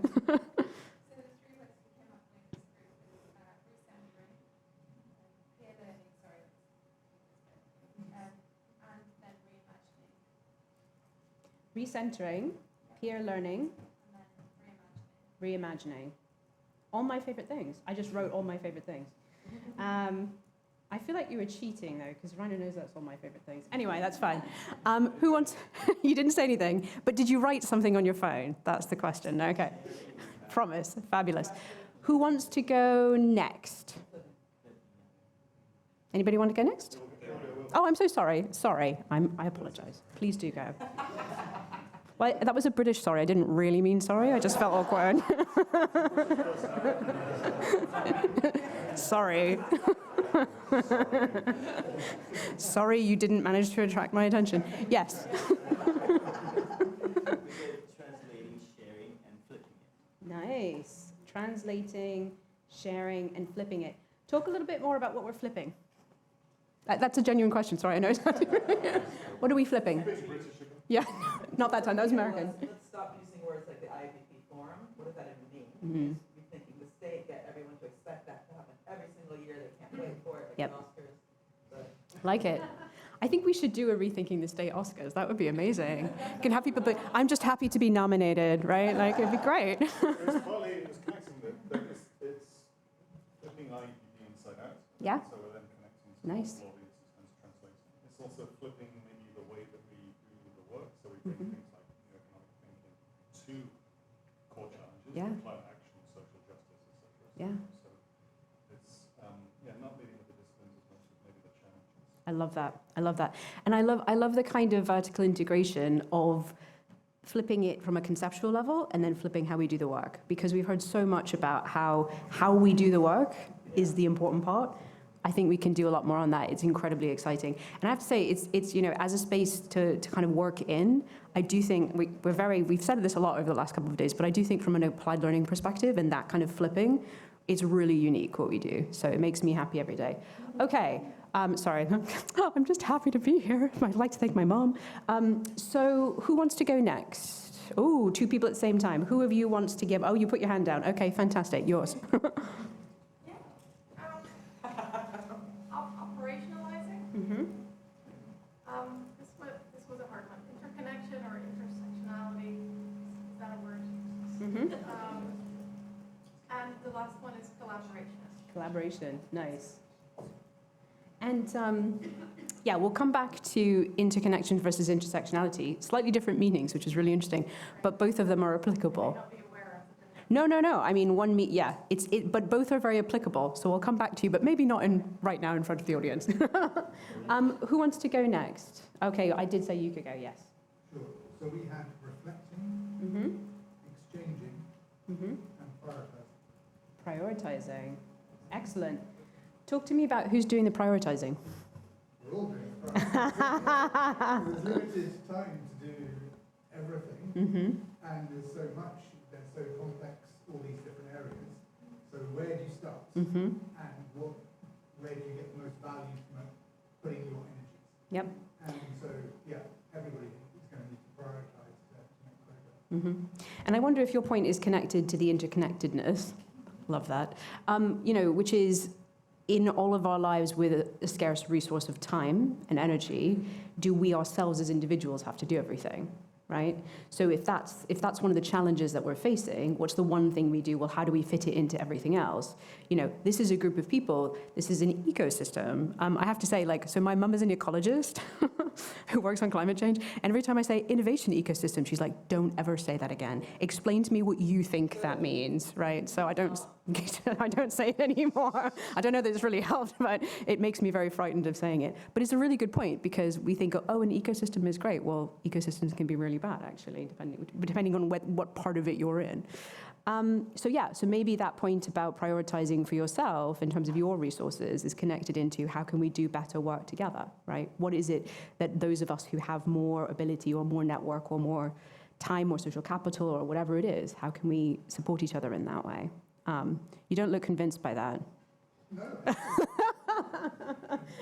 I can actually see you, right? So this is the thing. Yeah, we'll come back to it. Okay. Who wants to go next? We've got a couple more, I think. 2 more. Yes. Our 3 words were clarification, translation, and co-design. And what? Co-design. Co-design. Nice. Okay. Talk to me about clarification. What does that mean? Much, to the point of saying sorry, not meaning it. Just stop being British, basically. Stop being British is the point we were making. But it's essential that we all understand each other and we're building the vocabulary. So if we're all moving towards something, do we have vocabulary in place to understand what Yeah. working together to do it. A shared language, yeah. We were having this, Joao and I were having this conversation last night about which version of English do you speak, right? And that's a strange question, I think, right? Because it's kind of located in the idea that if you are originally an English speaker, you only speak one version, right? Which means you've only lived one place, worked one place. So people ask me that question, and I'm like, I don't really know how to answer that question, actually. We all should speak a kind of international English, yes? If that's the language we're speaking, how do we, if we decide to speak an entirely separate language, fantastic. But that shared lexicon of what it is we're talking about, not just in terms of the concepts, but in the doing, right? So what does a shared language, what does a shared understanding look like in the context of how we do the work, right? A lot of it is in the design, but it's not just that, right? It's also in the kind of, what are the other pieces that we haven't quite worked out yet ourselves, and how do we kind of get a shared understanding? I would recommend forcing people to do things in 3 words. It's very useful for that. I think there's one left, right? Yeah, go for it. It's not 3 words, unfortunately. we also had a philosophical question for IIPP. Do you only work with democracy? And actually, are you part of the intellectual capability of democracies that will help them win out over time? That came from a conversation about, can you separate politics and policy? And then we learned that both in German and in Italian the word is the same, unlike in English. That's fascinating. So, yeah. That's not one. I mean, nice hijacking of the task. I love it. Good thing you come last. We did have one word that sort of comes from interconnection and intersectionality. Yep. We talked a bit about spinning the web, about what this is, and bringing people into it. Obviously not beating them, engaging them, propagating. And then there was a whole set of things about acting, doing, and learning by doing, and experimenting. Awesome. So, I'm going to defer to Mariana about, do we only work with democracies? I know, yeah. I think it's pretty self-evident. We definitely have people not from democracies. Yeah. And we're working with them. Yeah. But is the US a democracy? I mean, ask us in November. Non-democratic country. Yes. Yeah, exactly. Yeah. Well, and we've had a government here that hasn't been elected in how many years? So, shining light of democracy. Sorry, just being really mean about the UK. This is amazing. So I have a question for you guys. So yeah, let's talk more about your other kind of pieces around that you asked. It'd be really, we're kind of at time now, and I'm very conscious of respecting people's time. So if anybody has a final reflection, and by reflection I mean 1 to 2 sentences, we'd love to hear it before we close. Yes, yes, Chico, please. You can have more than 1 to 2 sentences. Because you could be vision. Vision, yeah. And somebody in our group mentioned direction. So the vision and the direction, I think that they combine. Without this, things become a little bit strange. Yeah. And talk a bit more about that. No. No. Sorry, is that a reflection on what we should do or what you heard that we do? No, I think it's somehow here we are working in this direction. Yeah. It's an emerging. Yeah. It's a process of an emerging vision. And the direction of this vision is important. Yeah. Fantastic. Any final thoughts? Or are we going to keep to time right now? Let's keep to time. All right. Well, thank you so much. This is a tiny little taste of what we like to do. So I appreciate it. Thank you.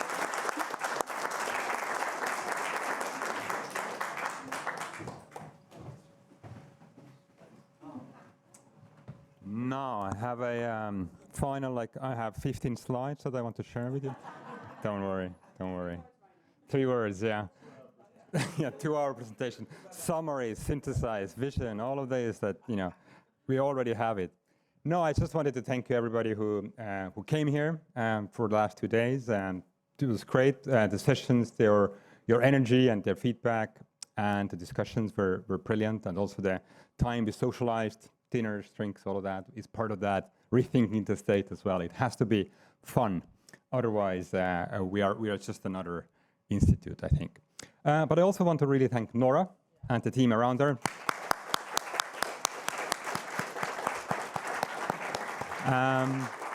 I think Stuart is probably already left, but thank you, Stuart. Are you there? Somebody in the booth. Oh yeah, man with the slides. Thank you very much.